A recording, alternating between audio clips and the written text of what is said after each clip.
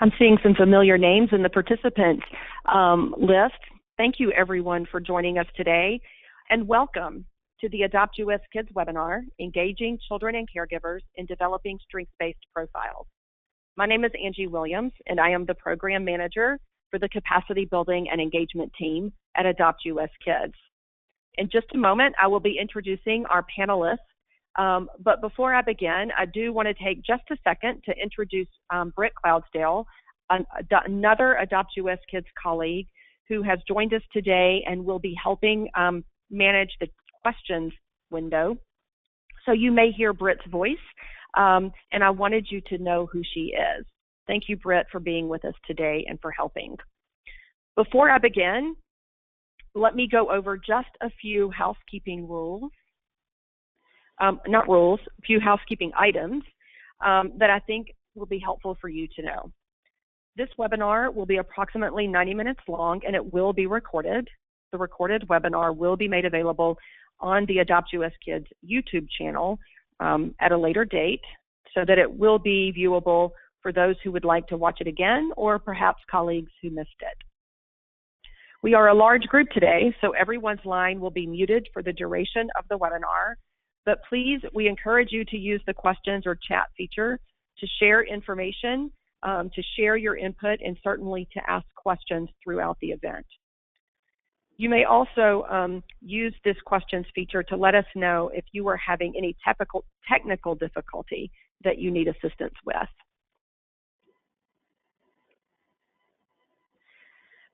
So let's begin with just a little bit about AdoptUSKids.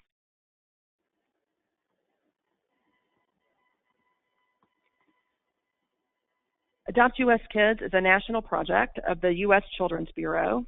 It is designed to raise awareness about the need for foster and adoptive families for children in the public child welfare system, and to assist states, territories, and tribes to recruit and support foster and adoptive families. This includes kinship and guardianship placements as well.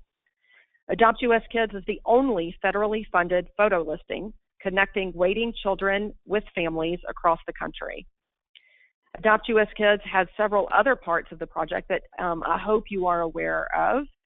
We support the National Adoption Recruitment Campaign, which includes National Adoption Month, as well as the Perfect Parent ad. I hope you have seen our latest ad.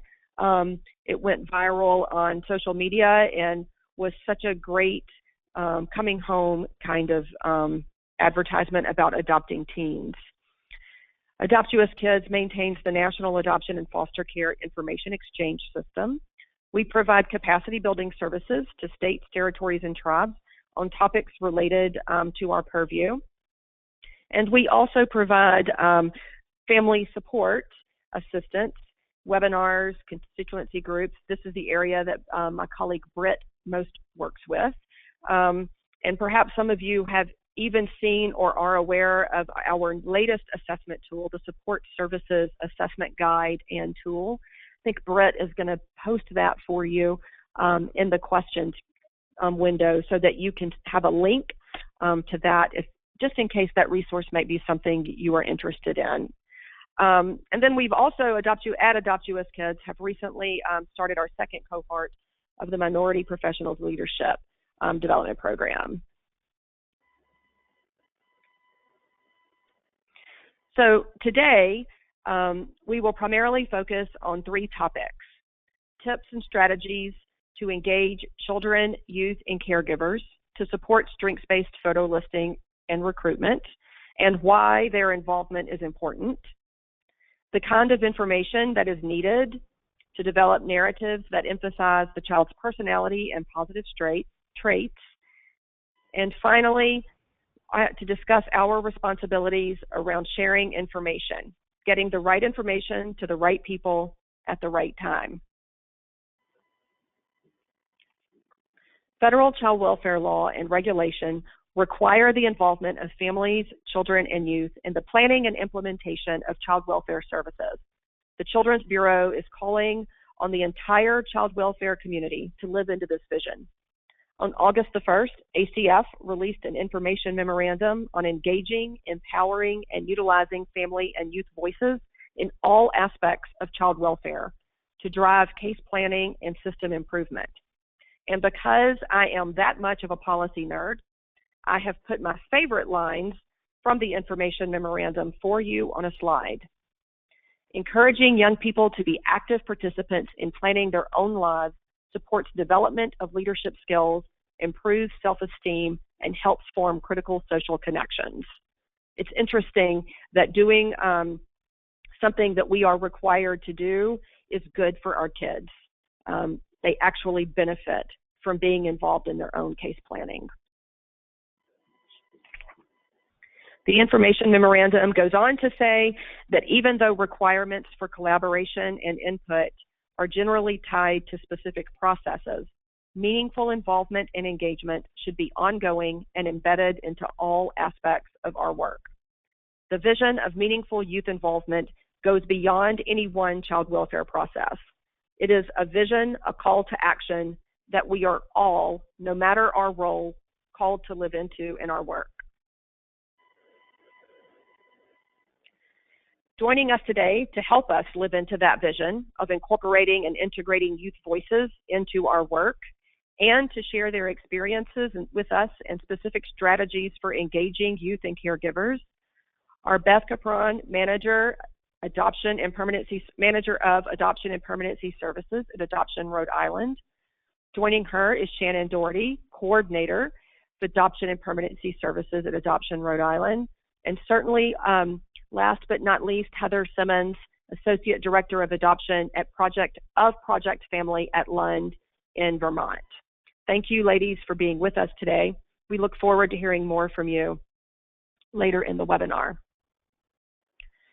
In 2017, AdoptUSKids introduced new guidance related to public profiles and narratives of children and youth in need of an adoptive family. The new guidance encourages strengths-based narratives with positive, descriptive information and up-to-date, appealing photos, puts a high priority on children's safety, dignity, and privacy, and seeks to encourage parents to learn more about adoption before presenting those who are serious with additional information about challenges and disabilities specific children may face. Many of you may be asking, why now? We've been doing photo listing for a long time. Why change now? And I would say, yes, that is exactly right. We have been doing photo listing a long time, and we have learned so much. Change is necessary for us to keep pace with the changes in our society. The world has changed. The internet has changed. As I say that, how many of you are thinking about the first time that you ever went online? My children can't understand that I remember the day I first logged on to the internet. And as I'm saying that, how many of you are hearing the dial-up noises in your head? What did it sound like as you logged onto the internet? Youth today don't understand that there is a sound to logging onto the internet.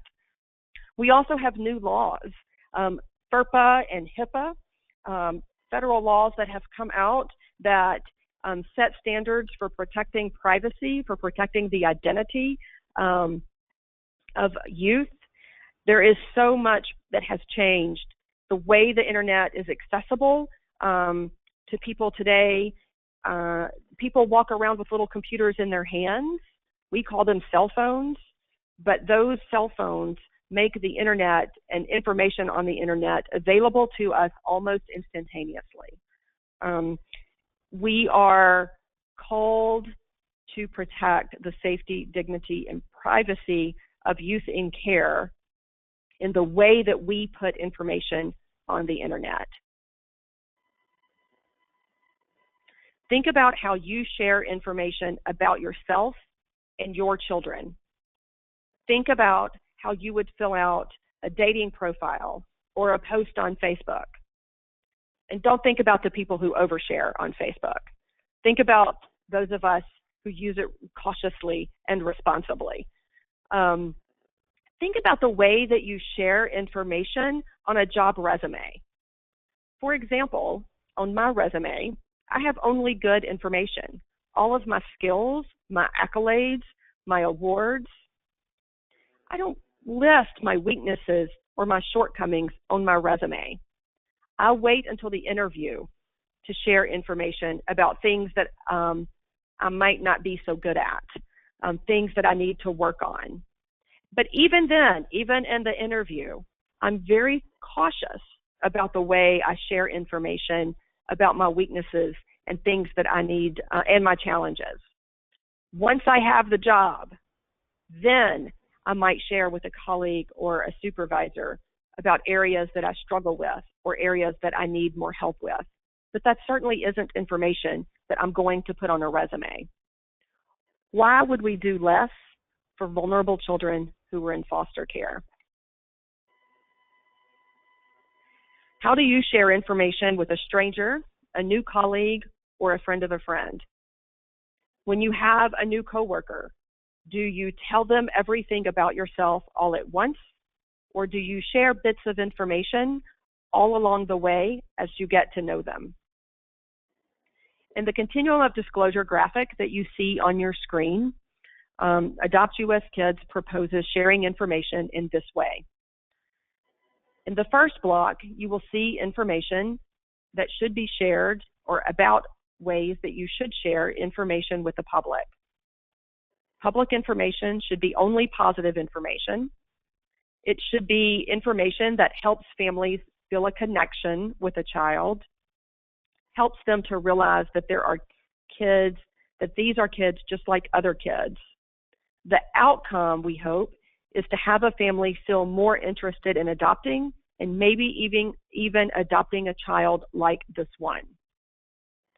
As a family seeks to learn more, as their interest in adoption grows and they learn more about the process, it's time to share some challenges that they can expect to address. And you'll see that information shared in the middle block.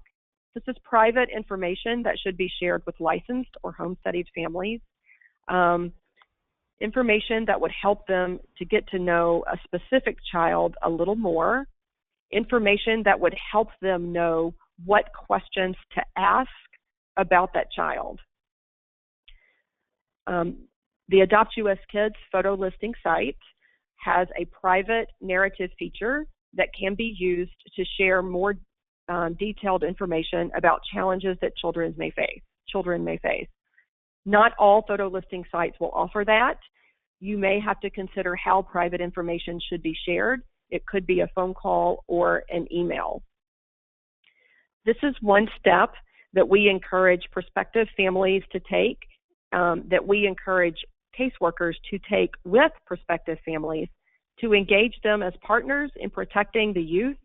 On the AdoptUSKids site, before a family can access a private narrative, they have to be registered, have to agree to a confidentiality statement, and that is not, a private narrative is not information that would be shared publicly with just anyone who visits the site.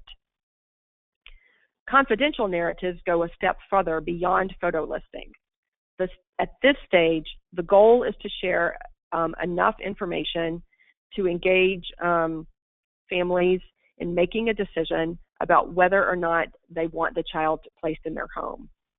Can they meet the needs of this child in their home or this teenager? Confidential information can be shared in meetings, in phone calls. If your photo listing site has that capacity, it can be shared through a confidential narrative. This is not, please don't think of this as withholding information from prospective families.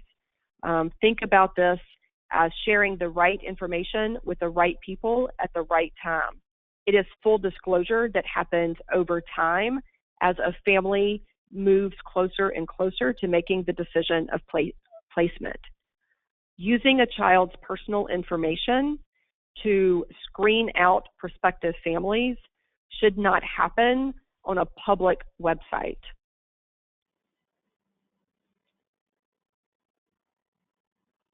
So what is included in a public profile? Obviously, the things that are listed here, the preferred first name, using the name the child prefers to go by, positive personality traits, strengths, hobbies, interests, and pastimes, what they like about school, what makes them laugh, and things that are important to them. And make sure that this is not just photo listing. This could be any public child-specific messaging, any flyers that you use to hand out at events, any printed materials like that you use, or any art gallery information. We're talking about child-specific messaging as much as we are talking about photo listing narratives. You want your public narrative to paint a picture of who the child is, what they are like, and what they are doing. The public profile is an introduction to the child. It isn't a place to tell their whole story. And so what not to include? Anything that could possibly identify the child does not belong in a public profile. Anything that would be considered embarrassing or confidential information does not belong in a public profile.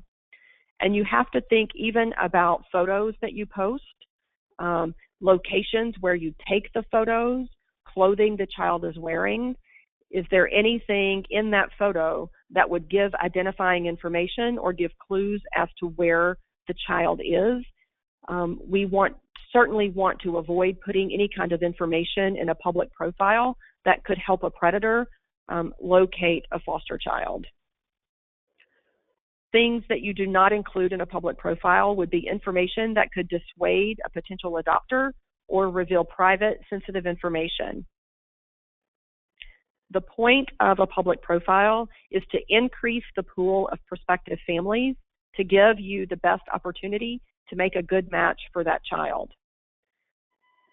All of these things can and should be disclosed later with home-studied prospects who are interested in this particular child, but only through private narratives or some other form of private communication. Again, full disclosure is a must, but it needs to be at the right time and with the right audience. Challenges can be shared in general information about adopting from foster care without being connected to a specific child. I have seen the Ohio adoption photo listing site, and they have a disclosure statement on the home page of their site that talks about how most children in foster care have experienced trauma and what some of the side effects and impact of that trauma is. But that statement is not connected to any one child's profile.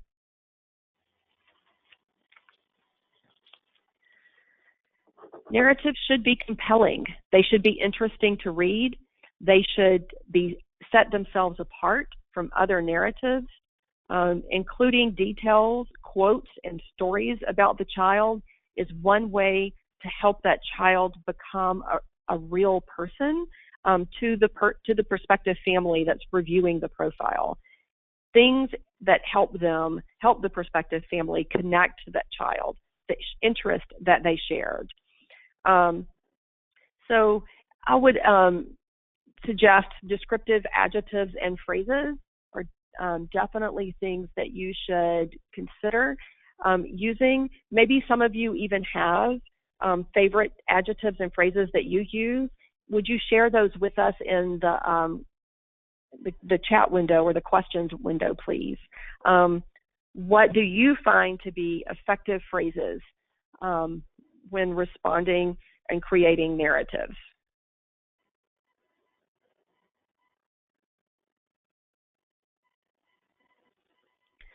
I have seen narratives that use words like accomplished, active, affectionate, engaging, enthusiastic, entertaining.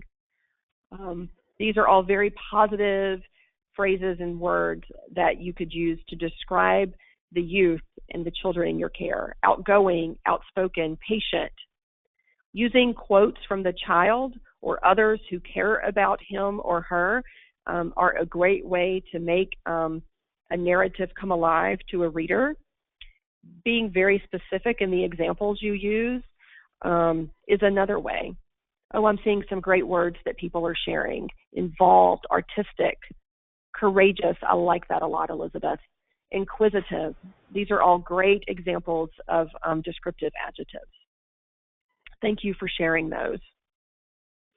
When you give specific examples, don't think just about the youth liking to read. Think about the genre that they like to read. Think about the book they're currently reading and maybe using that specific example. I was talking earlier about a favorite Netflix series of mine, Anne of Green Gables. And so being specific when you talk about their latest binge on Netflix and sharing that specifically, you never know what detail will resonate with families as you are creating these narratives. Keep that in mind. So telling stories, letting the child talk about her ideal day or his proudest moment. These things, again, make the child seem more real, help the prospective family connect to the child, and then also think about details that show connections to others. It's important that we show how our foster youth and our foster kids are connecting to the people in their lives. Talking about siblings, having quotes from a teacher or their foster parent could really help a family see that child in such a way as that seeing that child fit into their family. All right, I'm going to pass the mic over to my friend Heather in Vermont and let Heather share some pretty specific strategies with you as well. Take it away, Heather. All right, thank you, Angie. So a little bit about me and kind of the work here in Vermont is so Project Family started in the year of 2000 as a private-public partnership between Lund, which is a private nonprofit agency, and the state of Vermont Department for Children and Families, Family Services Division, as a way to find homes for the 90 longest waiting children that were here.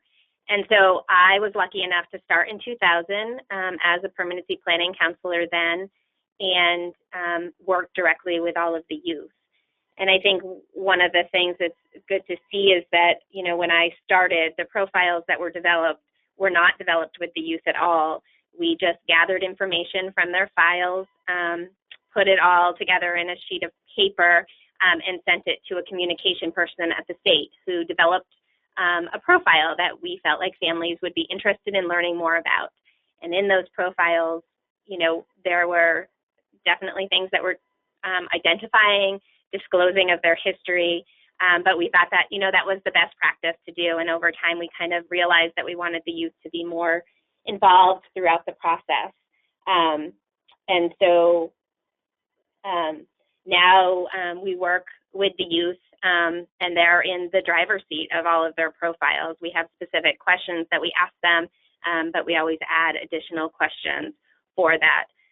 So the first part of their profile is questions for them to answer of their likes, their dislikes, their hobbies, and then there's questions that we answer to put on their profile.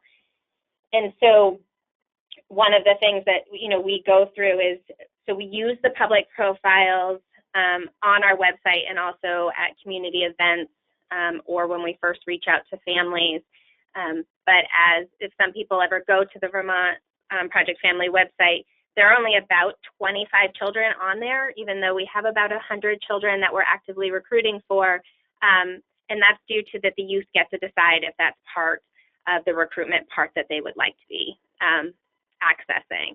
And so a profile is developed on every youth, but we don't publicly photo list it unless they are wanting that to happen for themselves. And that's also the case with the Heart Gallery. And I would say, so after about 17 to 18 years of doing this work between this private-public partnership, which is an amazing partnership that we're very lucky to have with the state, we decided that we needed to come together, and we came together to develop this protocol on how to write it, what we wanted it to look like. So everyone was on the same page, even though that the state wasn't directly doing the work with the youth are still in their care, and we wanted to make sure that we were working together on that. And so you can see that you can access that protocol to be able to see what's there. And a lot of the same thing that Angie was talking about is in that protocol of what we want written in there, what can be, where it can be listed. We just want to make sure that there wasn't anything that we were doing outside of what the state would want for the youth that are in their care. It was, I think, a pretty good learning experience for both of us as we worked through that process of things that were working and weren't working, and how we could do it better for the youth and for everyone that was connected. So as I was saying, the youth are very active and help us. We use direct quotes for them, all the things that they want in there. We try to put in there, I think, as Angie was saying, that sometimes we have oversharers on Facebook. We also have that with the youth that we work with. And the work that our workers do with them is also kind of narrowing and helping them to kind of not want to share everything about who they are, but all of the things that they want to share eventually get to that family, but maybe not in that public profile. But they are the ones that read it and give the final approval. We also ensure that the team is part of that. One of the biggest components that we try to get the message out is that we are the child and youth recruiter for that youth, but that everyone on that child's team is really recruiters for that youth, that we need as many people as we possibly can helping find these families. And so there are 2 specific questions on our profiles about what we want you to know about the youth and what a youth needs in a family. And that is part that we access with the whole team.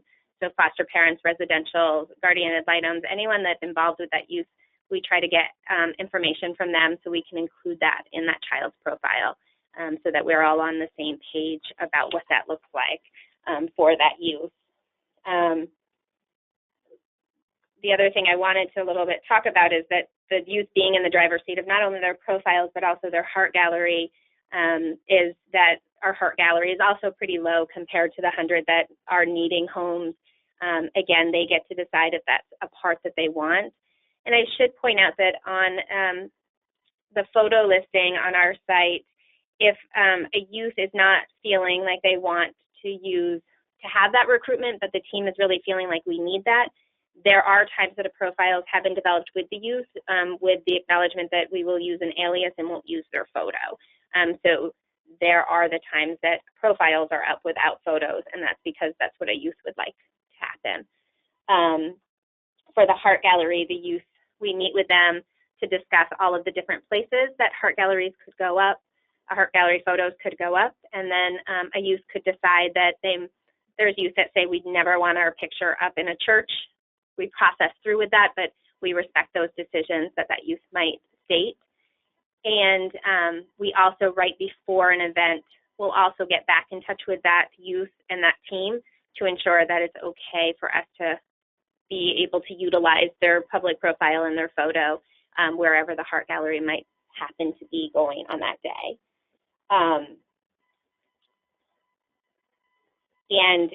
So I think that that's the big piece of it, is making sure that the youth voices are heard, the teams being part of that process also, just to ensure everyone is understanding what is going to be out there and what can be searched on that youth.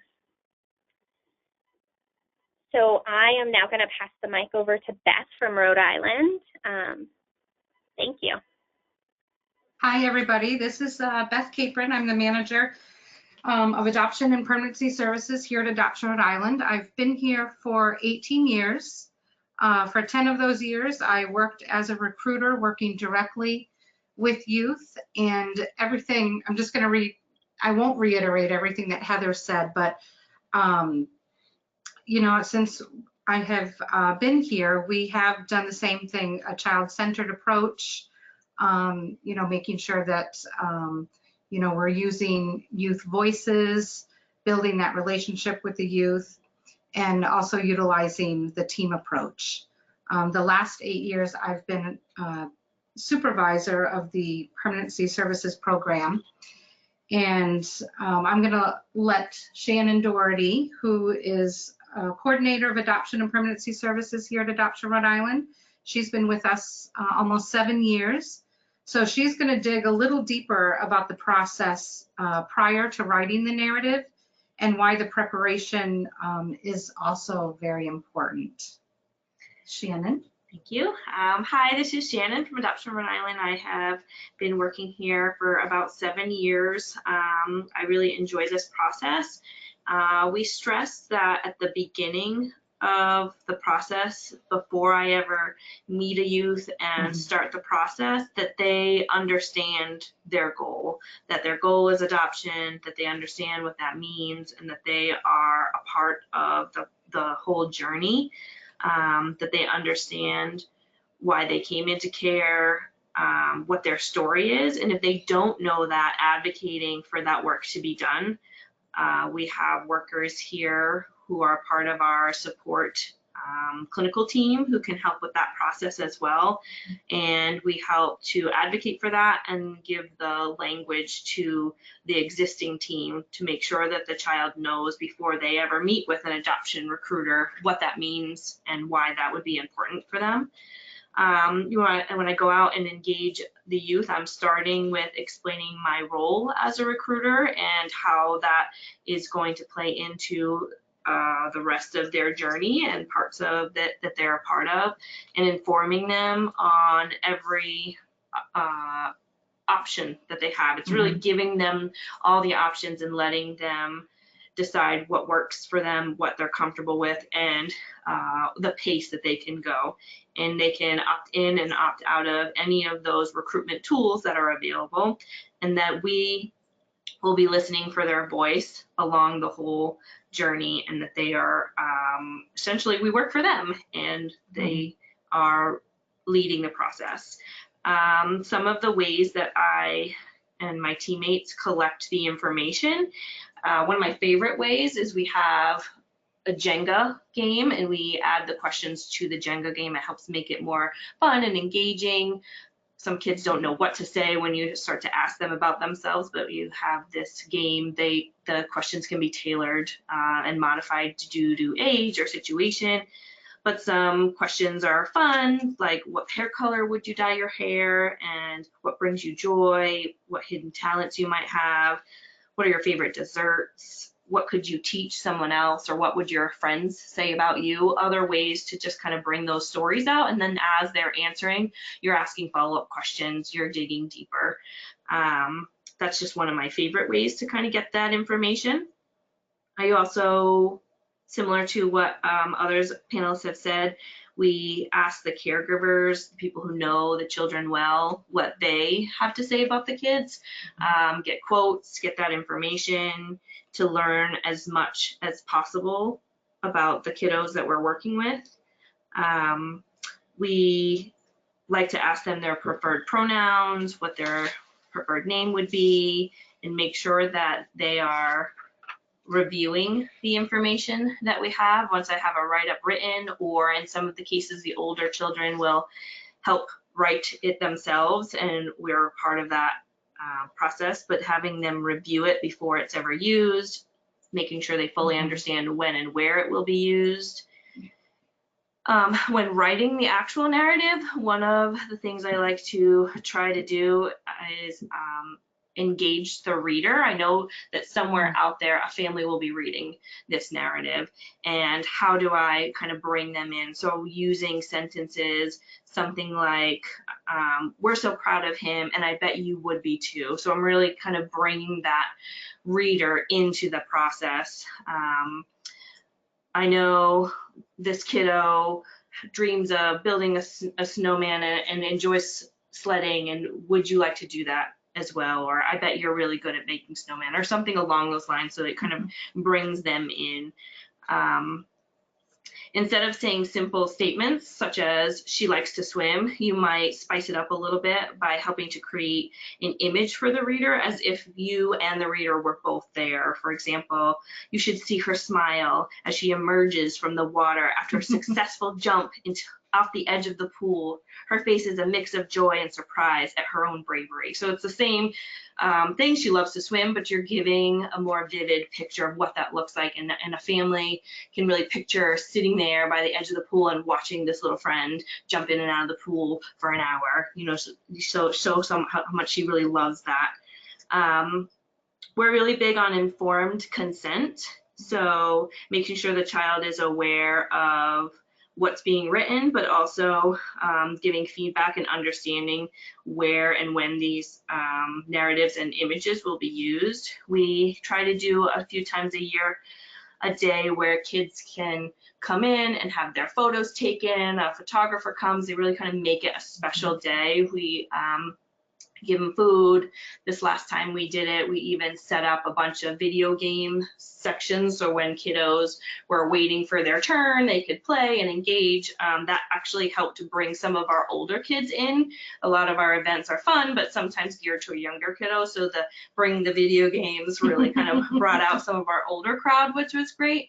And then we were able to have a sheet, an informed consent sheet, in which it had little check boxes of all the places where we might use their image, and they were able to check off what they were comfortable with us using. So we might have legal permission and sign documents saying we can use their images anywhere, but we're really looking for their input so that they feel they're a part of that process. And then I feel like, you know, other panelists has probably said that too, but also using the least restrictive, we don't want to put their images out there if we don't need to. So using only the tools that are needed for that time and, you know, the situation. So using what's in their best interest at all times, advocating for the least exposure to media as necessary.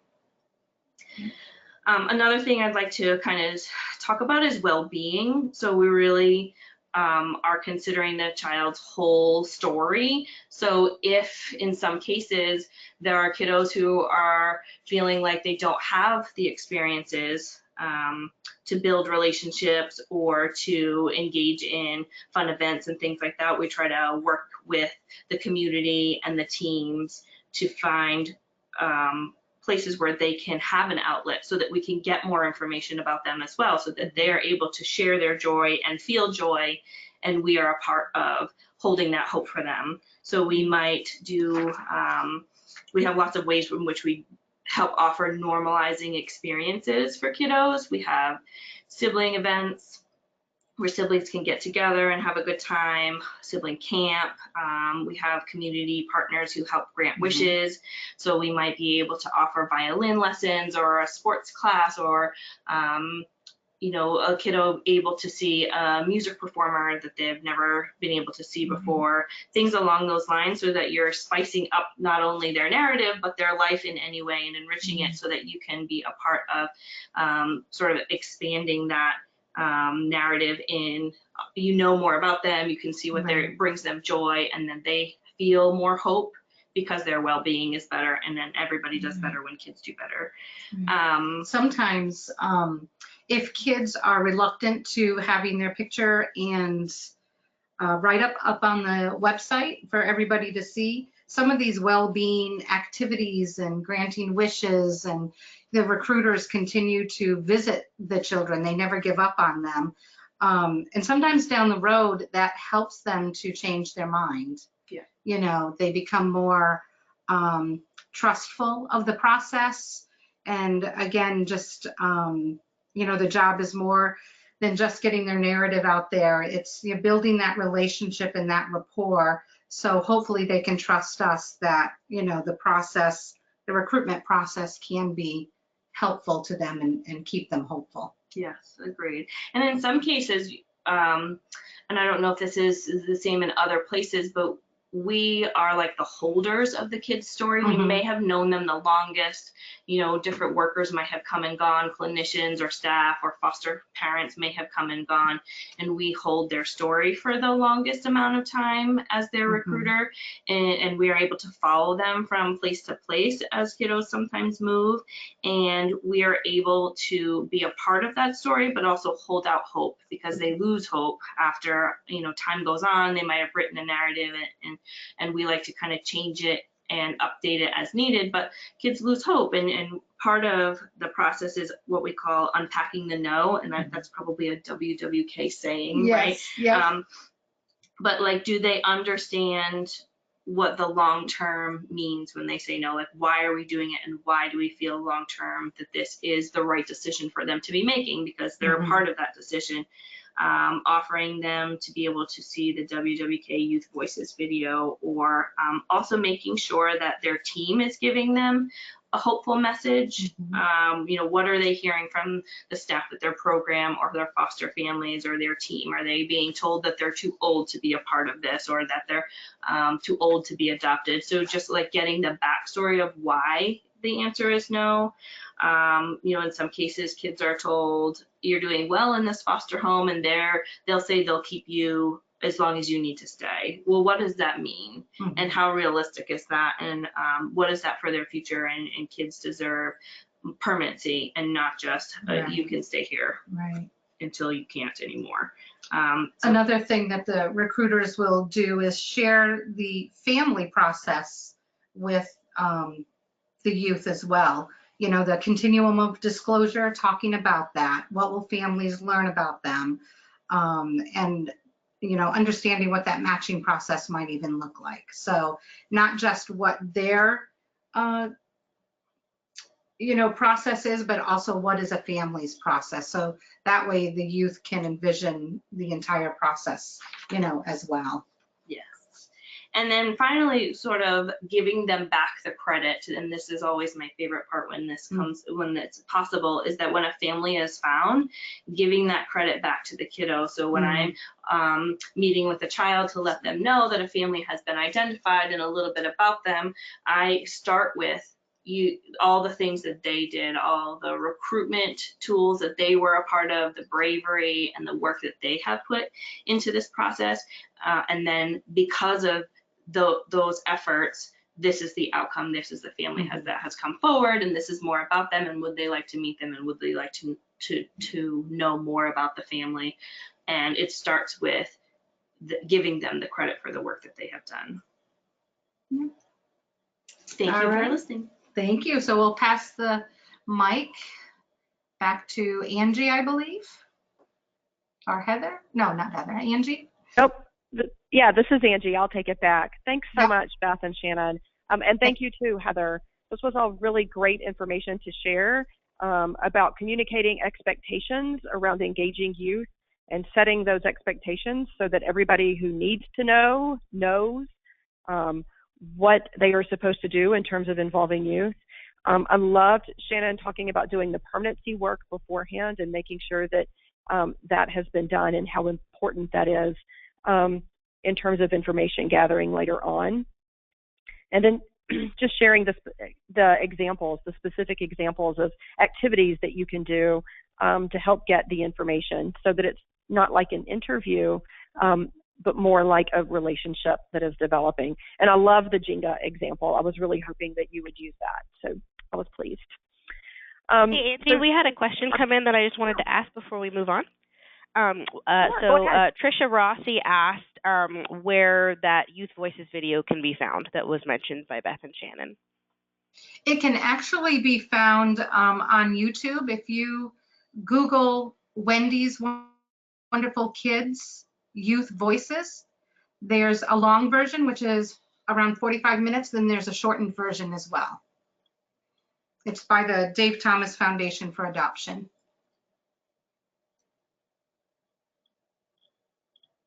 Great, thank you. Wonderful. Thank you so much. That was helpful. Please do continue to enter your questions. Brett is, as you can see, interrupting to ask questions as it's appropriate, or collecting them and holding on to them until the question and answer discussion part in just a few minutes. So Heather, Beth, and Shannon have all shared great information with us. I'm going to see if I can get my slide to change. I'm having trouble with that. There we go. Have all shared great information with us for engaging youth and caregivers. And you can find even more information to help you gather information for creating strengths-based narratives in the AdoptUSKids Narrative Writing Guide. The guide is free and can be found on the AdoptUSKids website. You can download a version or you can order a hard copy, whichever you work better with. A link is found on the resource slide at the end of this PowerPoint. And I will point out that in the handouts pod on your control panel, you should see 2 resources there for you. One is a PDF of the PowerPoint, and the other is a PDF of the document that Heather referred to. And so you should be able to download those. If not, my contact information is on the last slide, and you can always reach out to me about that. So let's take a few minutes and just look at some of these questions that can be used to engage youth. And just to reiterate what has already been said, it is best if these questions are used by someone who knows the child or knows the youth or takes the time to get to know them. Relationships are important, and that is evident, especially evident when you are trying to get information out of a teenager. Some agencies have other youth in care or former foster youth do the interviews with the teens. These questions should be used as a guide to encourage conversation. They're not as effective when you have a kid on the other side of your desk and you are peppering them with questions more like an interview, that they don't work as well. Asking questions to gather information from children or teens is possibly one of the only interview settings where you can use why questions. You have my permission to use a why question to help you get more information and dig deeper into the answers that the kids give you. So what was your proudest moment? And when they answer you, you want to know why. Why was that your proudest moment? To help draw out even more details from them. We do want to caution you about triggers. Just being aware that some questions could be triggering for some kids. Don't be caught off guard or surprised by that. Don't leave the kids hanging when you get a bad reaction. Help process that in the moment. And just as an example, if I'm working with a youth that I know is reluctant or has already said no, then I'm not going to lead with a question of what are some things you might like to do with an adoptive family. Be selective in how and which questions you use. As a reminder, I don't think we can say it enough, engaging teens in narrative writing should not be the first conversation you have with them about recruitment or adoption. There are a couple of resources that I would mention to you if you need help initiating that conversation. There is a document called Talking to Older Youth About Adoption that is available and you might find helpful. An information gateway in conjunction in partnership with AdoptUSKids just this last month released a new tip sheet on engaging youth.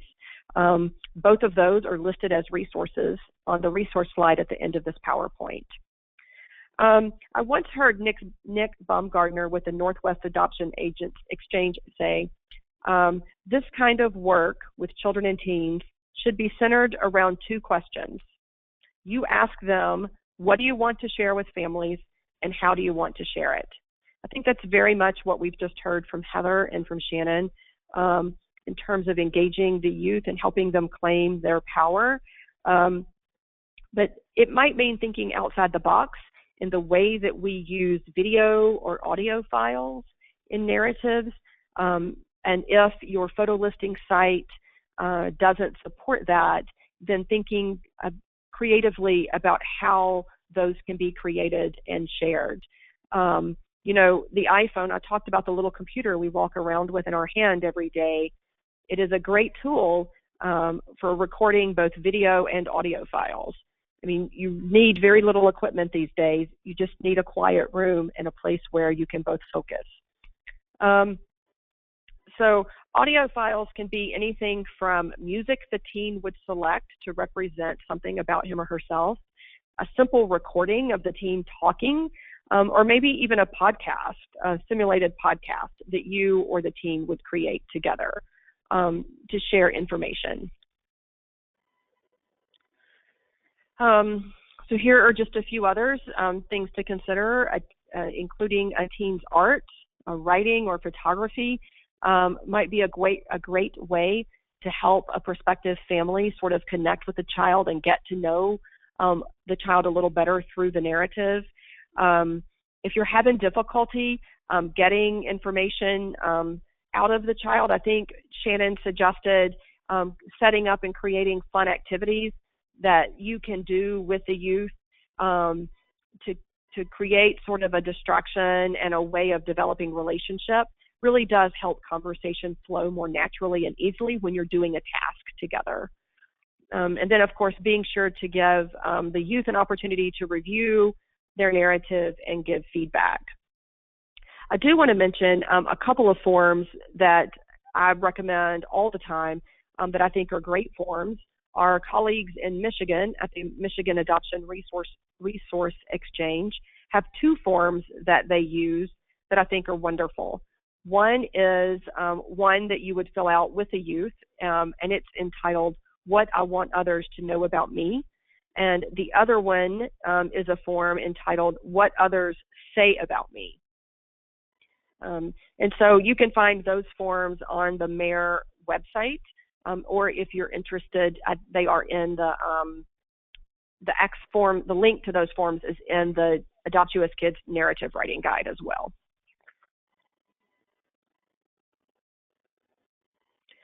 Including quotes. I think Heather or Shannon both mentioned that, including quotes from the child or teen. Positive quotes from caregivers are also really effective. Using quotes from a caregiver is a great way to demonstrate the child's ability to connect with others. And so that really is a simple way to speak volumes about the child. So letting the youth know when their profile is updated or can be updated whenever they have new information to share.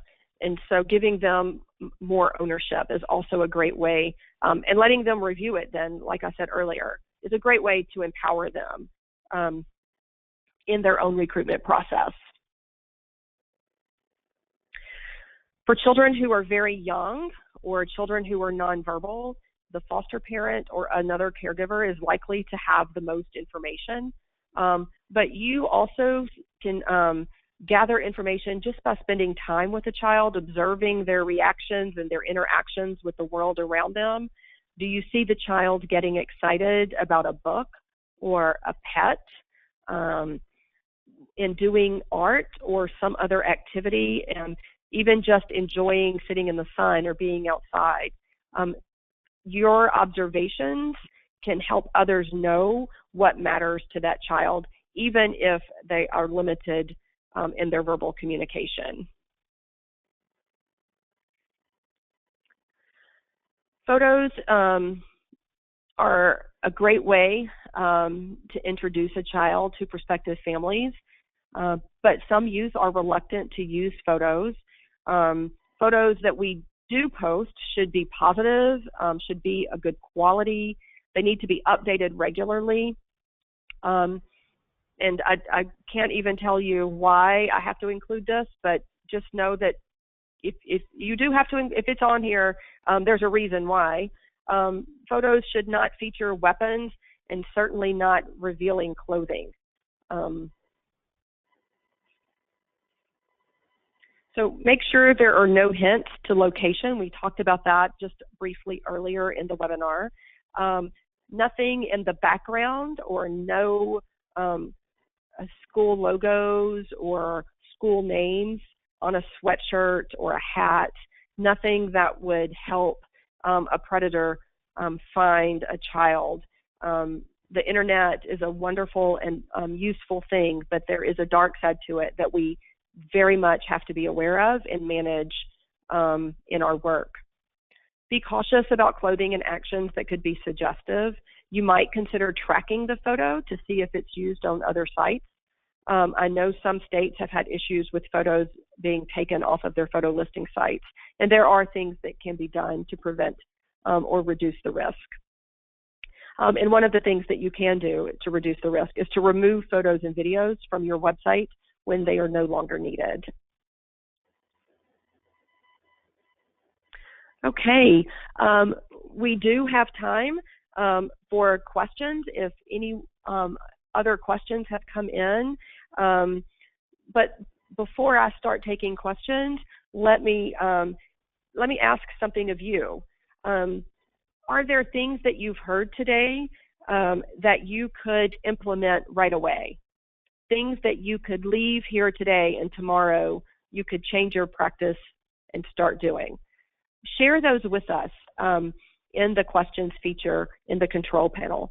Tell us what some of those things are that you could implement today or tomorrow. And the flip side of that coin, what challenges or barriers do you anticipate? Share those as well. Let's talk about what things that you think you might struggle with or your system might not accommodate.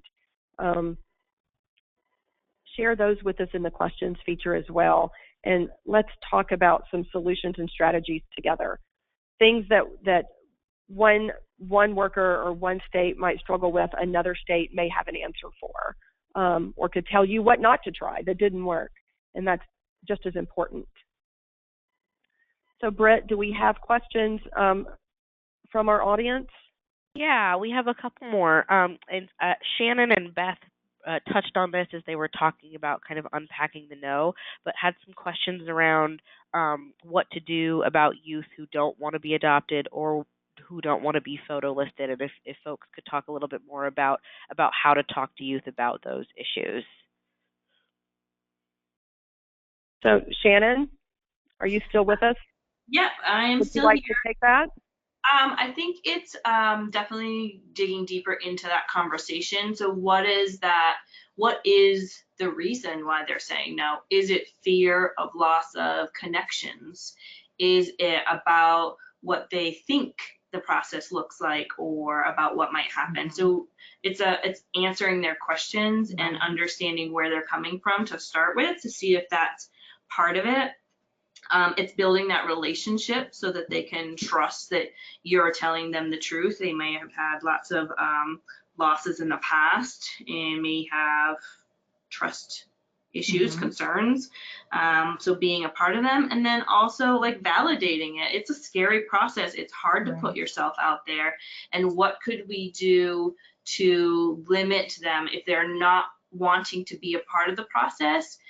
Because their fear of rejection. Can we be looking at home studies or looking at families on their behalf without them having to participate? Would they like to just hear from us if a family is identified and make a decision if it's the right choice for them at that moment? Because it's hard for them to put themselves out there when there's nobody else to reciprocate that. So some kiddos really just want to hear from you if they have an option, and then they can decide then, yeah, that sounds great, I'd be willing to try that out or not. Again, it's about hearing from the team what messages they're getting. You know, are they being told that they're too old for that, or that there's this wonderful independent living concept, which may or may not actually be ideal for kiddos, and what that really looks like and what that means.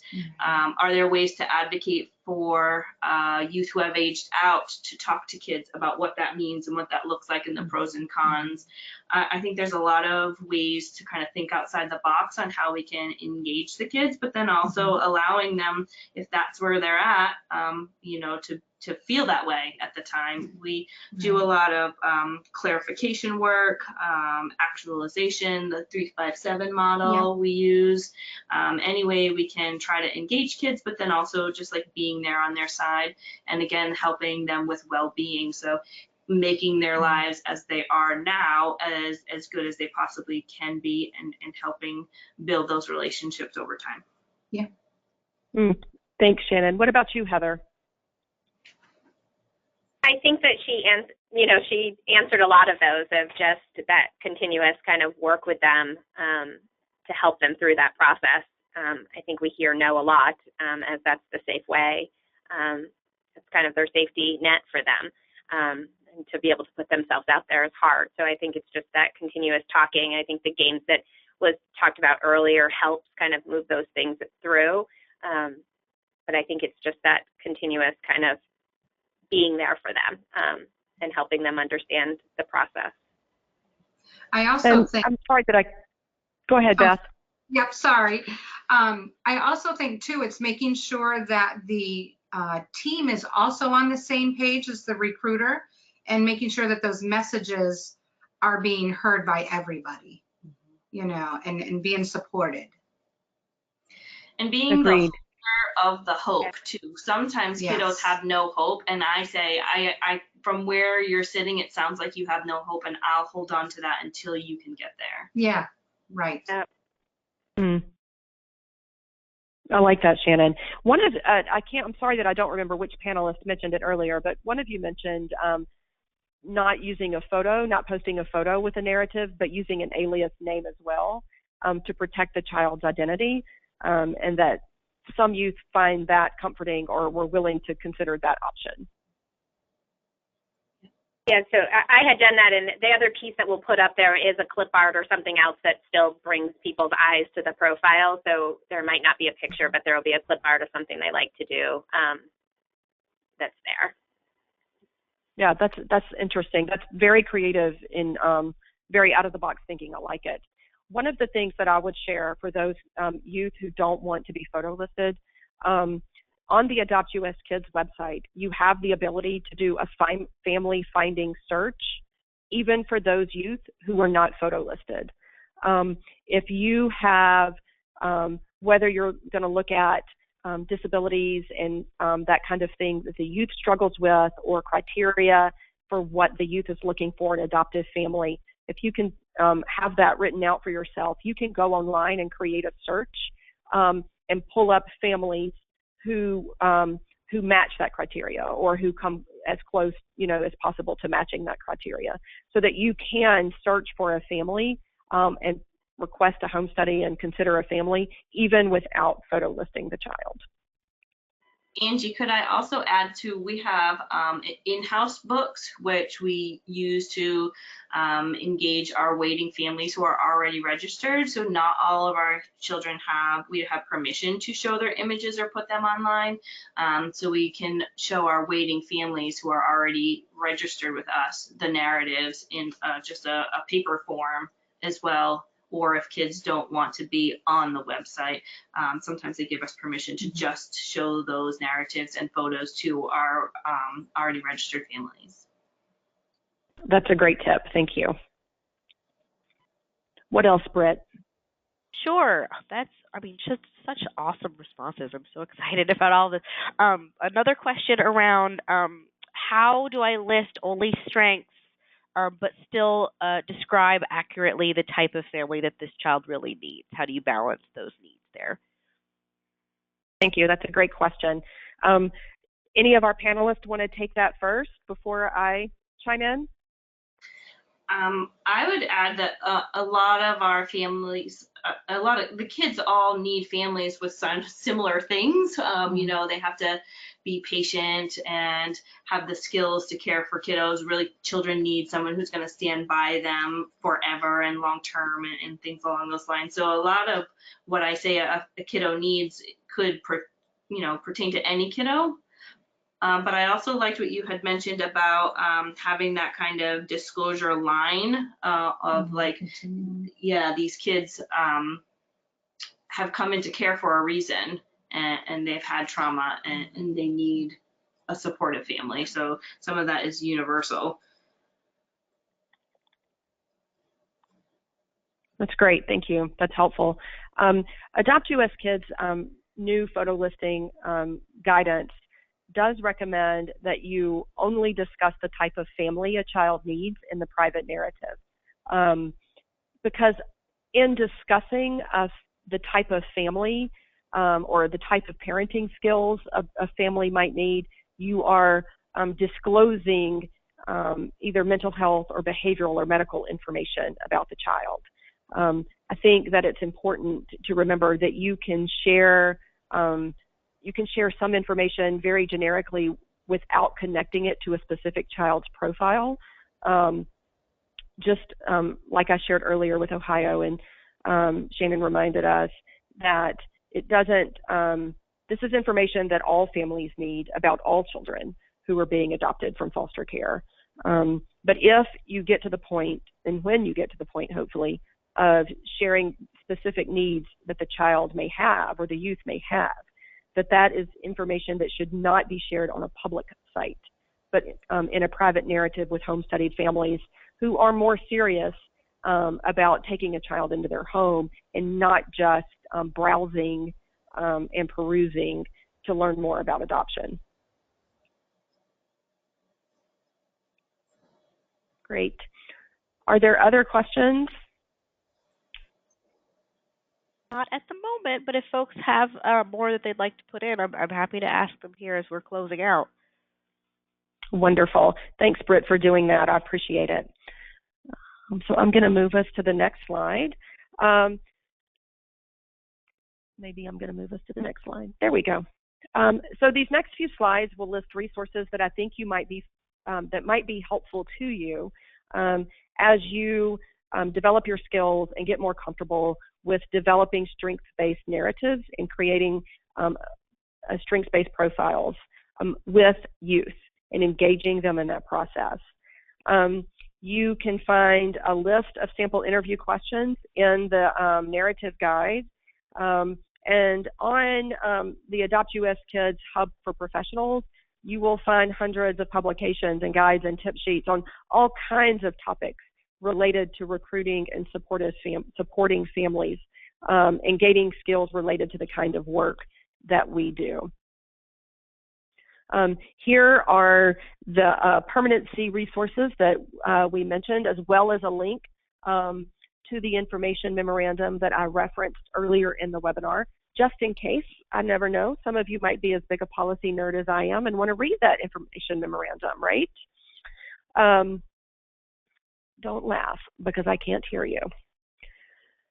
All right, so finally, I will share my contact information. This is the last, next to the last slide in the webinar, and you can find the PDF of the PowerPoint in the handouts pod, along with the handout from Vermont. I want to say thank you to Britt and to Heather, to Beth and Shannon for joining us today and sharing all of your expertise and experience with us. I always feel like I learn so much when I have chances to sit down and listen to and work with state contacts. So thank you all so much for being with us today. And to Rubette, who is our behind-the-scenes staff person that makes all the technical stuff happen. We couldn't do a webinar without Rubette, so thank you, Rubette, for your help today. And if there are no other questions, I will declare us officially adjourned. Thank you. Thank you, everyone. Thanks, Angie. Thank you. Bye-bye.